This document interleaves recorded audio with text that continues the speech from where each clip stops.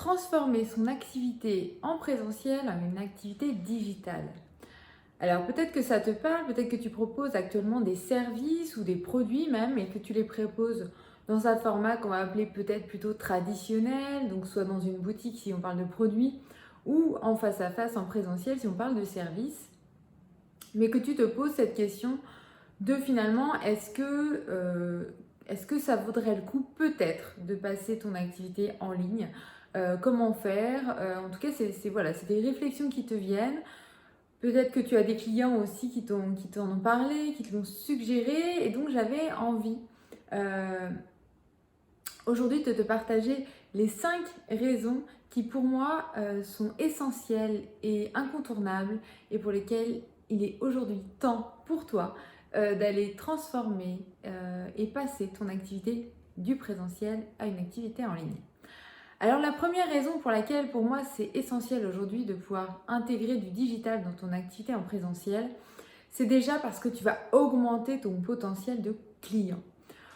Que tu sois dans une activité de service, alors peut-être que tu travailles localement, autour de ton bureau, autour de chez toi, voire même dans une dimension nationale, internationale, ou que tu proposes des produits dans une boutique, bah, finalement on se rend rapidement compte que on est limité, au moins limité si on n'est pas déjà bloqué, mais en tout cas limité à un certain secteur géographique, à une certaine contrainte de temps si on est plutôt en déplacement, même quand on est à l'échelle nationale ou internationale. Et donc on a des contraintes en fait qui viennent d'une certaine façon limiter ou définir un contour de ce qui est possible dans un temps donné pour travailler avec ta clientèle, donc que ce soit des produits ou des services.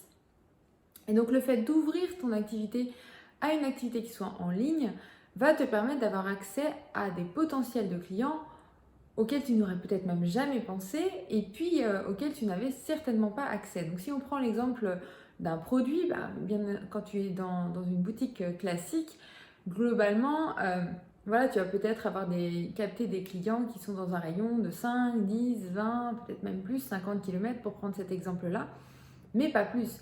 Si à l'inverse tu transfères et tu transformes la vente de tes produits dans un produit, un commerce en ligne, ben on voit que naturellement tu vas augmenter ton rayon ou ton potentiel de développement de ton activité avec des clients qui seront pas à côté de chez toi pour le coup et qui auront envie eux aussi de pouvoir bénéficier de ce que tu proposes.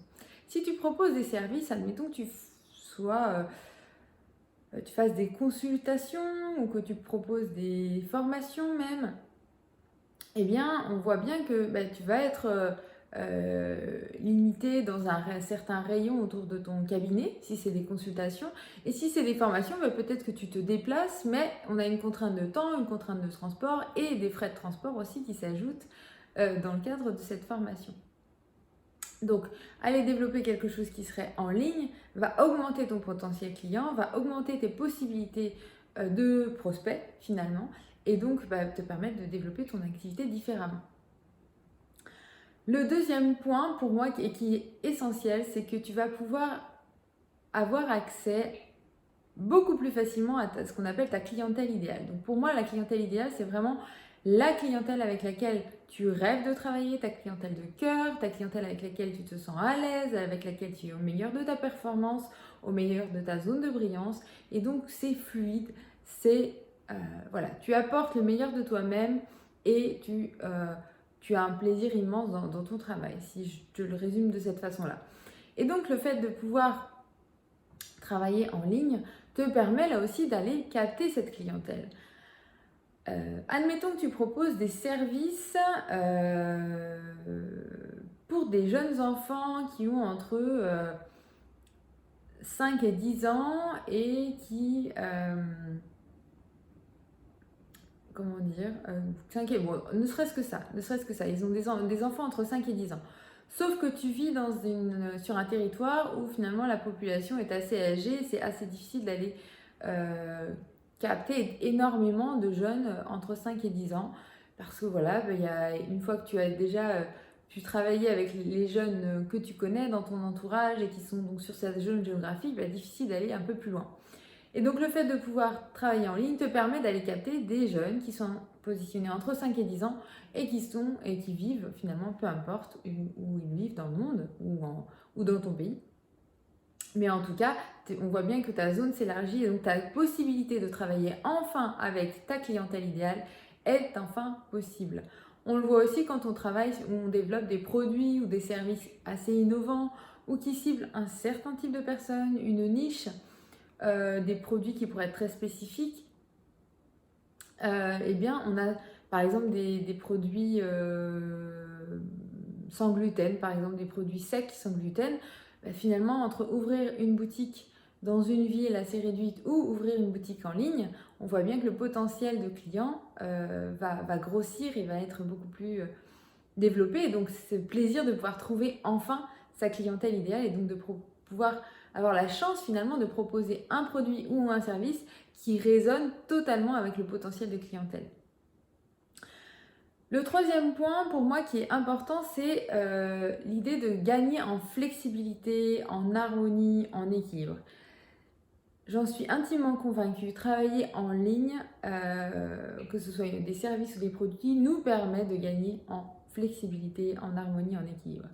Alors pourquoi ? Déjà, le premier point, c'est qu'on gagne du temps sur les moyens, sur le transport, on gagne du temps sur les prises de rendez-vous, on gagne du temps sur tous ces moments-là qui viennent un peu consommer notre journée, qui sont des moments qui pourraient être polluants même dans notre journée. Et le fait de travailler en ligne vient nous permettre de gagner du temps et donc de l'harmonie, de la flexibilité. Alors c'est d'autant plus vrai quand on pratique une activité où on a des rendez-vous clients, où là il peut y avoir des temps de transport, il y a des contraintes de transport, la personne peut arriver en retard, etc. etc.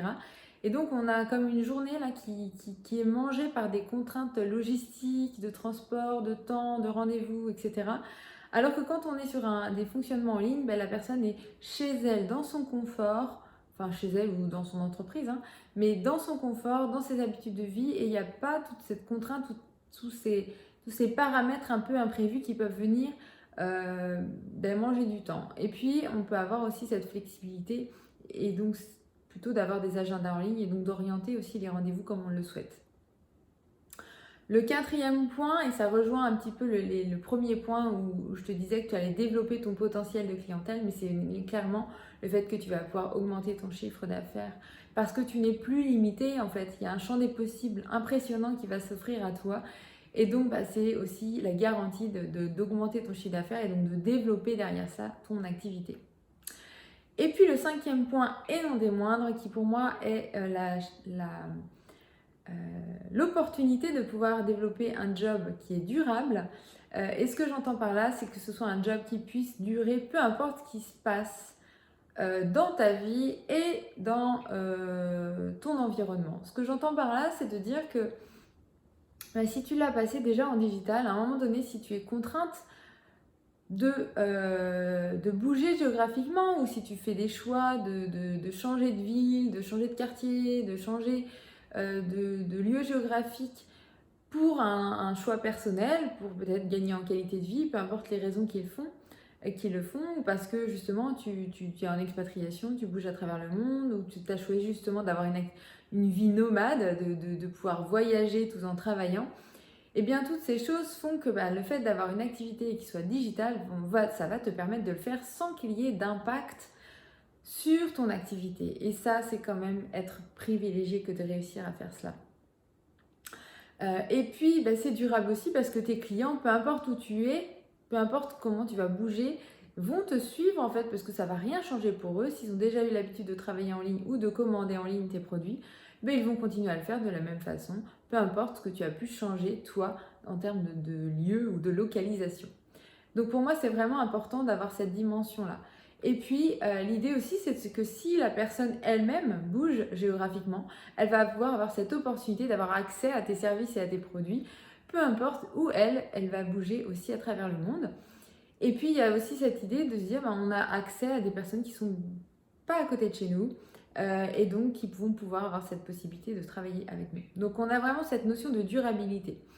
Et puis, autre élément, si on repense à la période du coronavirus où il y avait du confinement et les personnes ne pouvaient plus bouger, le fait d'avoir une activité en ligne permet d'être dans la durabilité de son activité parce qu'on peut continuer à travailler même avec ce type de contraintes comme le confinement et le fait de ne pas pouvoir sortir de chez soi ou d'être en contact avec d'autres personnes. Donc ça te fait vraiment 5 bonnes raisons pour lesquelles, pour moi, c'est important aujourd'hui, si ce n'est pas déjà fait pour toi, de transformer ton activité en présentiel vers une activité digitale. Alors, il n'est pas forcément question de tout transformer et d'arrêter de travailler en présentiel pour aller vers une activité 100% digitale.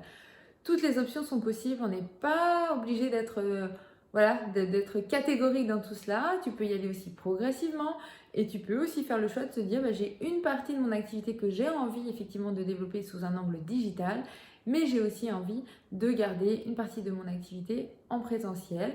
Alors soit tu le pratiques de la même forme en proposant les mêmes types de services et de produits en présentiel ou en ligne, ou alors tu peux aussi dissocier la structuration de ton activité, de ce que tu vas proposer en termes d'offres, avec des produits qui sont pour toi plus adaptés et avec une meilleure valeur ajoutée quand c'est proposé en présentiel, et puis d'autres qui auront plus leur place dans un accompagnement ou pour des produits qui sont vendus en ligne.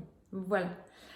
Alors voilà ce que je voulais te partager avec cette vidéo. Alors quelle est peut-être parmi les 5 raisons que je t'ai partagées, quelle est la raison qui aujourd'hui te motive et t'a décidé à transformer ton activité en présentiel vers une activité en ligne? Partage-moi tout cela dans les commentaires.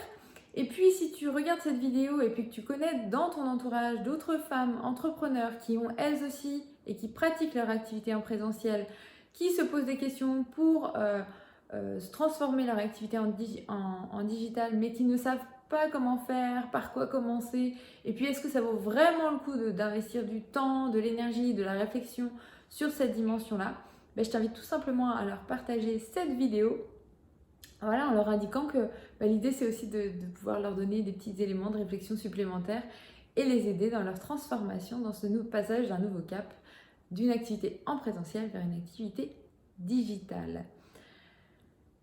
Donc on était aujourd'hui à la 10e vidéo de ce défi des 30 jours. J'étais ravie de te partager mon point de vue, mon parti pris et pour moi surtout les 5 raisons qui sont pour moi essentielles et primordiales aujourd'hui pour lesquelles tu dois passer ton activité de présentiel en digital. Si tu souhaites avoir plus d'informations et pouvoir être accompagné sur ce chemin-là, n'hésite pas à me contacter et à me laisser un petit message sur YouTube. Belle journée à toi et je te donne rendez-vous demain pour notre 11e jour du défi des 30 jours en vidéo. À demain!